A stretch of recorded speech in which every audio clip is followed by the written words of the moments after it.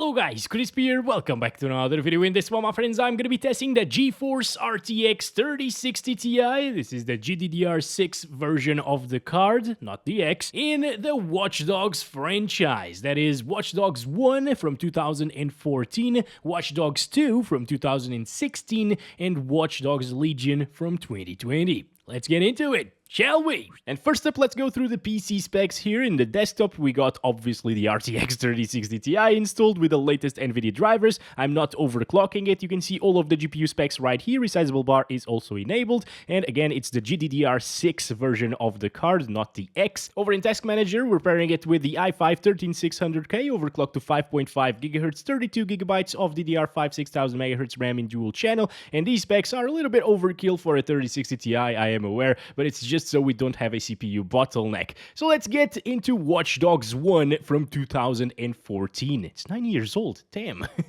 Let's go. All right, we're playing at 1080p using the ultra textures right here, SMAA, anti-aliasing, and the maximum graphics settings aside from motion blur and depth of field, which I don't really like. By the way, the ultra settings preset sets this to MHBAO, and I actually set it to HBAO plus high because that's the maximum. I don't think we should have a problem playing this game. It's 9 years old at this point. Oh my god, what is happening with my jacket? What is that?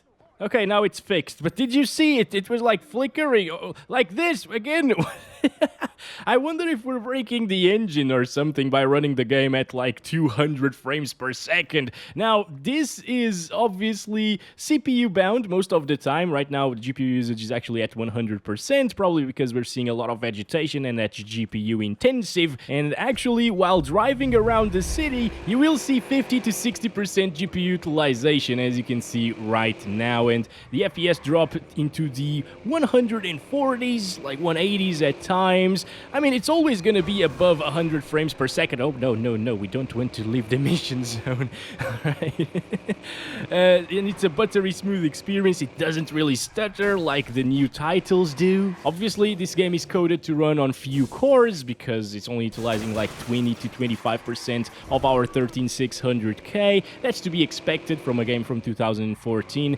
But I mean, since we're getting these FPS on the 13600K, I don't think a lot of CPUs back then would get high refresh rates, you know, in Watch Dogs. I also remember this game to be pretty terribly optimized when it came out, so that's probably what we're seeing right now. I'm gonna go ahead and stop it there for 1080p and play at 1440p for a little bit. A lot of people are running 1440p monitors after all with the 3060 Ti. Alright, we're back here in the park area with our buggy jacket. Oh yeah, that's beautiful. And this time, instead of seeing 200 frames per second, we're actually seeing down into the 150s, which will be very similar to what we get in the city area. So I wonder if it's gonna be a CPU bottleneck still. Yes, okay. So it still drops the GPU utilization into the 80% range, possibly even into the 70% range in some areas.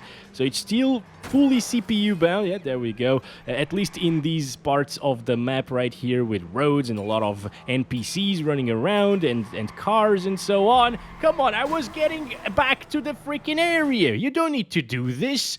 Ah, God. Okay, as I was saying before, we got rudely interrupted by the freaking game out of bounds mission area or whatever. I thought this was an open world. This is probably just because of the first few missions here, you know. But yeah, it is still CPU bound, but it's gonna be a way more stable experience than 1080p, because at 1080p, we sometimes saw it go down to like 130 FPS and then go up to 200 plus frames per second. At 1440p, it stays between those 120 and 200 FPS for the most part without going crazy above that, you know.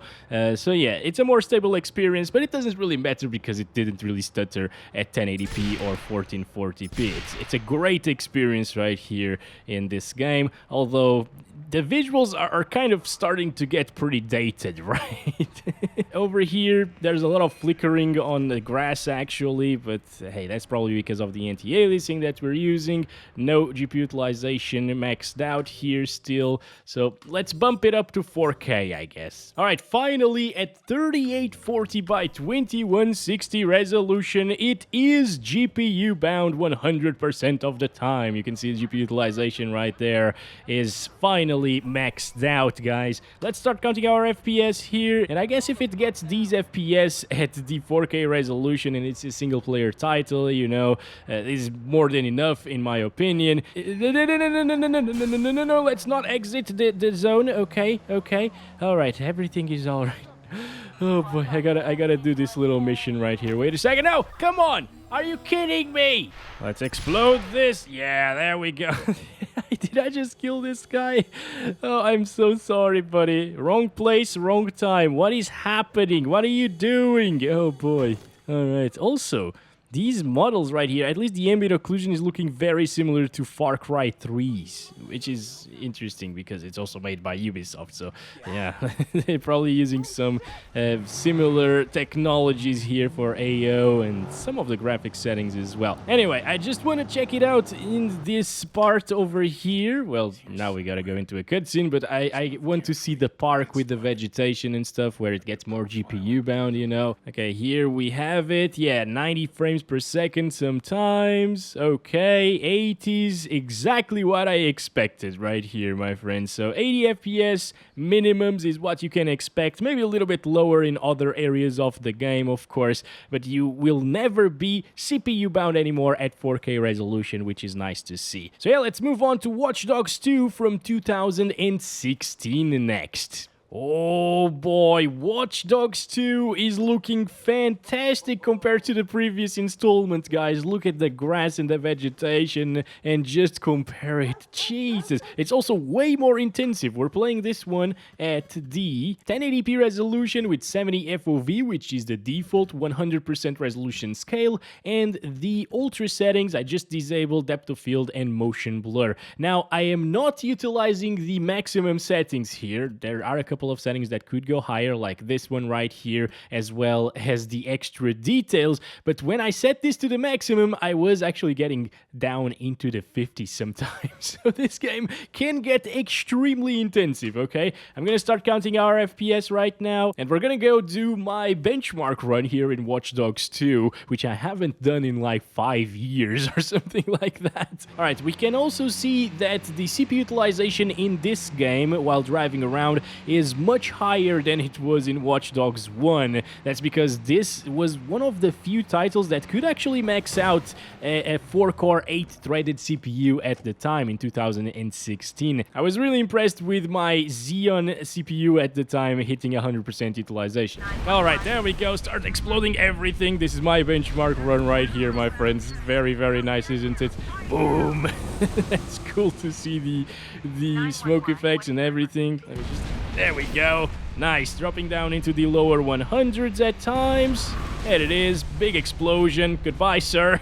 Reminds me of my most viewed video in the entire channel, my friends, with 3+ million views. That's crazy. It was a GTA 5 video, i3 versus i5 versus i7. And somewhere in there, I actually did a very similar thing to what just happened here. I drove through a guy in a bike, and the guy just flew off to space in that one. And finally, the water, which looks insane. I mean, it's not very realistic, I would say, but it looks super great. I kind of want to just dive in this water in real life, guys. And it's very nice also to get these FPS, because I think back when this game came out, I was running a GTX 1060 as my main GPU.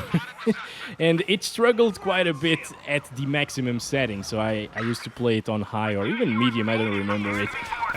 But yeah, it's really cool to see these 125 FPS average with 89% lows on what used to be a very intensive title. Anyway, time to move on to 1440p. Here we go, 2560 by 1440, ultra settings, again, with no depth of field or motion blur. Alright everyone, here we have it. 1440p is getting us way lower FPS. Look at that sun, by the way. It looks really pretty, actually. But yeah, I was not expecting this. It's also kind of flickering a little bit. I'm seeing some weird effects here. Not sure if that's supposed to happen, but okay. Yeah, we're getting 80s instead of like 120s and 130s, so increasing the resolution in this particular title just kills performance. Good thing is, you can still play the game absolutely fine on Ultra with the 3060 Ti, so if you're wondering if you should buy this game for $9, I say go for it. If you have a 3060 Ti, it's gonna be a great experience. Alright, over here, that water in the lake looks very, very shimmery, actually. That's the problem with this one, you know. You could, for example, utilize some SMAA T2X instead of SMAA normal and get rid of... Yeah, this actually looks way better at 1440p, but at 1080p it becomes really, really soft and blurry, so I don't recommend it. But here at 1440, it's totally worth utilizing this. Oh, that's a nice car. Let's go. Let's go. I'm also seeing a lot of flickering issues. Not sure what's causing that. Probably some setting or whatever. I don't know. But let's go. Oh my god, no. Do not wreck the car already, Crisp. Come on. We can do this. We can do this. Yeah, this is the park area where we started at 1080p resolution, guys. And it's getting 80s, 70s at times. Maybe even 60s. Yeah, I wonder how much it will drop inside of the explosions in that little road. Yeah, 80s, 70s, doesn't drop too much. I guess the vegetation is a bit more intensive than explosions in the middle of a road. Another one here. There it is. 80s. And that was pretty close to us, and it still only dropped to the 80s. So not a bad experience whatsoever right here, guys. And this golden hour is looking pretty nice. Maybe a little bit exaggerated, but I mean... the lighting looks good. Now lastly, let's do it at 3840 by 2160 resolution, guys. This... oh boy, it puts our 3060 Ti to its knees on ultra settings. Damn! Now, there aren't really many people playing at 4K resolution with 4K resolution panels and the RTX 3060 Ti, but if you're one of those people, you will want to drop it down to like high settings. I think high will probably get you closer to that 60 FPS mark, and obviously if you adjust some of the settings, you can actually achieve 60 plus all of the time, or a locked 60 FPS experience. Now, at 4K resolution, I can judge the graphics a little bit more, you know, and oh boy. It actually started stuttering a little bit right there. What the hell happened? Was the VRAM maxing out or something? Maybe it was just a one-off. But it's interesting that we didn't really see any one-offs at 1080p and 1440p. Anyway, let's start exploding these things over here. Yeah, come on, come on. That's not what I wanted to do. Where are the exploding things? Oh, there we go. There's another one right there. Okay. Sorry, buddy. Okay, it's all good, it's all good. Sun is going down, I don't like that, guys. Alright, with a lot more vegetation on screen, it is still not dropping too much. I guess 40 FPS is probably the minimum. It's still gonna be very playable, you know, for a 3060 Ti. But again, the game looks very similar if you turn it down to high, and it performs a little bit better as well. So I would probably end up doing that with this GPU at the 4K resolution. I was still expecting a little bit better performance, but again, this game was one of the most intensive ones back in 2016. Let's see a big explosion right here. There we go, dropping into the 40s. Actually, it didn't even drop at all, right? Okay, let me just stand inside of the smoke now for the ultimate test. 40s. It's gonna be 40 plus all of the time, basically. You know what would be very interesting in this game that it doesn't have? DLSS. I think that would make it a great experience here at 4K. But of course, this is from 2016, and back then there were no RTX cards, so no DLSS. But that's it for Watch Dogs 2. Let's play 2020's Watch Dogs Legion next. Here we have it, Watch Dogs Legion at 1080p using 70 FOV, which is the default, and the Ultra settings preset without motion blur or depth of field. But in this game, we actually do have access to DLSS and ray tracing as well, so we're gonna try that out in just a little bit. But first, with the default Ultra settings, it's getting us just below 100 frames per second, actually touching like 80s at times, and look at that stuttering as well, guys. I've been playing it for a while now, okay, for about like 10 minutes or so, just to load the shaders or whatever, but it didn't really do anything. As you can see, it's still stuttering like crazy. This is all because of DirectX 12. This is why back when I bought this game to test it out in the channel, I actually set it to DirectX 11 every single time, because with DX12 it's just unplayable, as you can see, guys. It's a stuttery mess. It's more reminiscent of what we have today, actually. So games have been evolving in a terrible way. Also, the water looks worse in Watch Dogs Legion than it did in Watch Dogs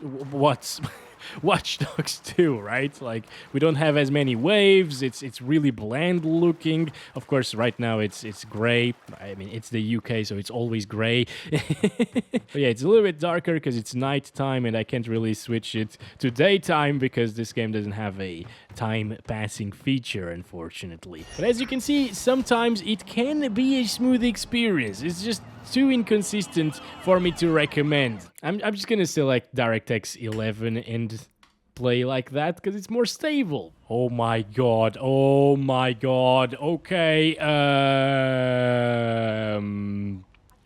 what? Are you actually, are you for real? Like, what?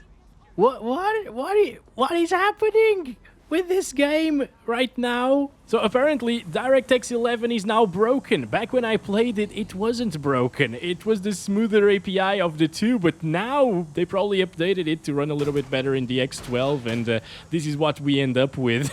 A completely broken DX11 experience. I don't know what's happening to the RAM usage as well. It's higher than it was previously in the X12, right? Also, because I saw this much stuttering with the X11, I thought, oh, maybe it's the texture resolution that was like maxing out VRAM or something. So I set that to high, restarted the game, and it is still the same. Like, whoa, it's completely unplayable like this. So let's get back to the X12 and deal with the freaking stuttering, I guess, because that's the feature. It's a feature of the newer titles. Okay, this is it. We're still at 1080p using the X12, high textures, VRAM isn't going over the limits right there, no DLSS, and guess what? It's still gonna have those little spikes here and there, dropping our 1% lows to crazy low values, but it's a lot more stable than the X11 was, that's for sure. Anyways, let's check it out with quality DLSS over here. Ooh, it has some ghosting. Like, look at the mirrors on the car. It has some noticeable ghosting right there. It seems like the picture is also a little bit softer. This is probably one of the earlier implementations of DLSS, you know. It's not like DLSS 3 or DLSS 2.5 or whatever. It's an earlier implementation, so it looks a little bit rougher in the edges. At higher resolutions, it will probably look decent, you know, but here at 1080p, you're better off just utilizing the native resolution for sure. Oh my god, it's actually dropping into the 70s with DLSS enabled. What is wrong with this game? Weren't we getting higher FPS without DLSS? Wait a second. I need to know. No, it's exactly the same. It doesn't really change much when you enable DLSS. And it still has the little ghosting effect, although not as noticeable right now. What? Oh my goodness. Like, we moved from a completely flawless experience in a 2016 game to just issues all over the place. Oh boy, alright, at least it's playable, you know, it doesn't seem to be stuttering as much as when we started recording for some reason. Maybe I've loaded this area already when I was playing for like 10 minutes before I hit record, you know. It's also a very beautiful area right here, and ray tracing does make a bit of a difference, I think, in this particular area. So I'm gonna enable that and restart the game to fully apply everything. Keep the textures on low as well. See the difference over here, by the way. When it's turned off, this is what it looks like, and on medium it's such a difference, guys. Look at that. High and ultra don't look different whatsoever compared to medium, so I guess medium is the way to go with the 3060 Ti. It also doesn't max out our VRAM usage, so let's do that. So now we're running this with ray tracing. Although the FPS are very similar, so I'm not really sure if it did enable. Wait a second. So ultra settings, as you can see, medium ray trace reflections. There we go. It is enabled. Oh, but DLSS is set to quality. It probably enabled itself, yes, with me changing this manually to medium. So let's turn off DLSS first. It was also looking a little bit softer.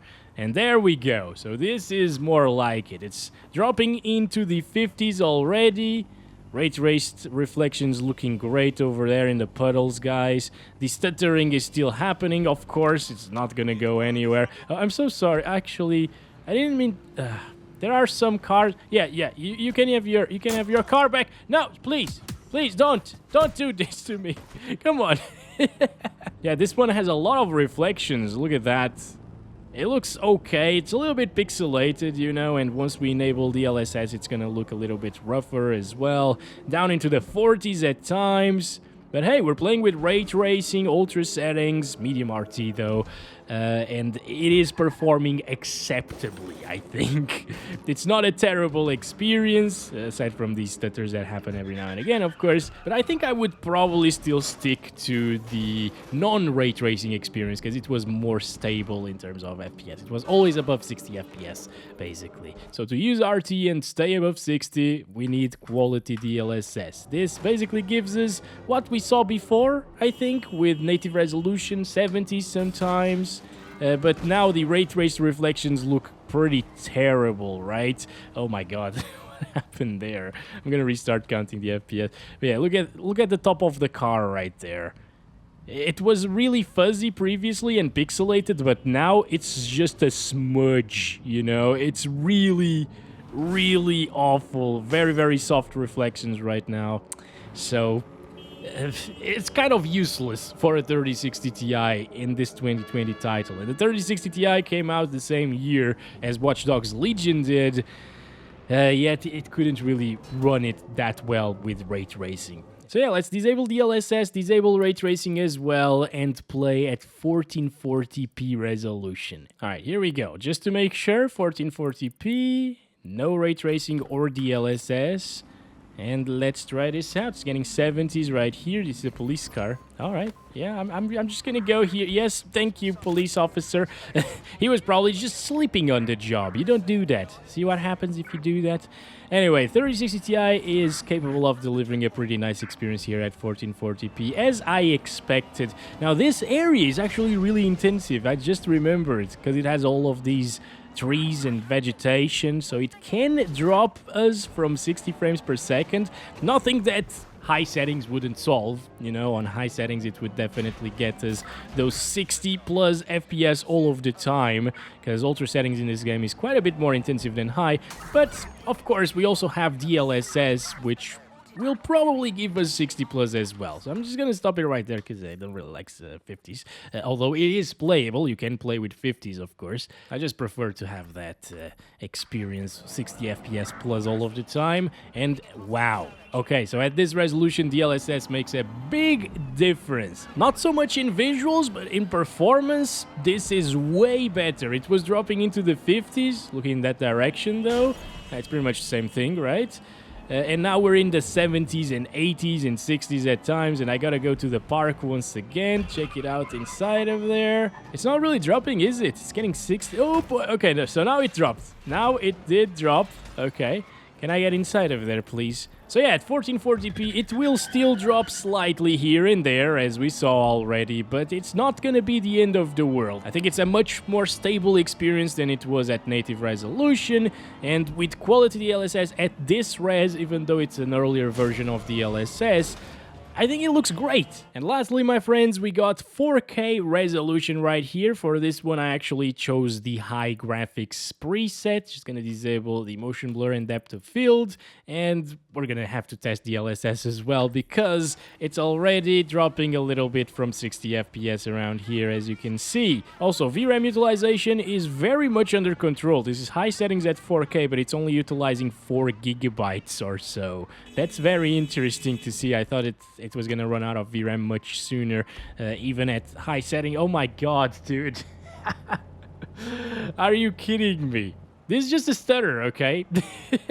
This always happens whenever I launch the game after restarting and everything, and changing settings especially.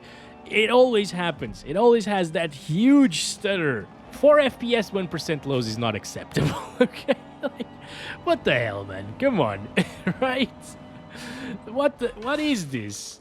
Driving fast is just gonna wreck your FPS, guys. Since it dropped slightly from 60 FPS, let's use quality DLSS here at 4K. But yeah, DLSS quality did look very good at 1440p. I even said it probably looks better than native resolution, right? So here at 4K it will look even better and more detailed. Oh my god!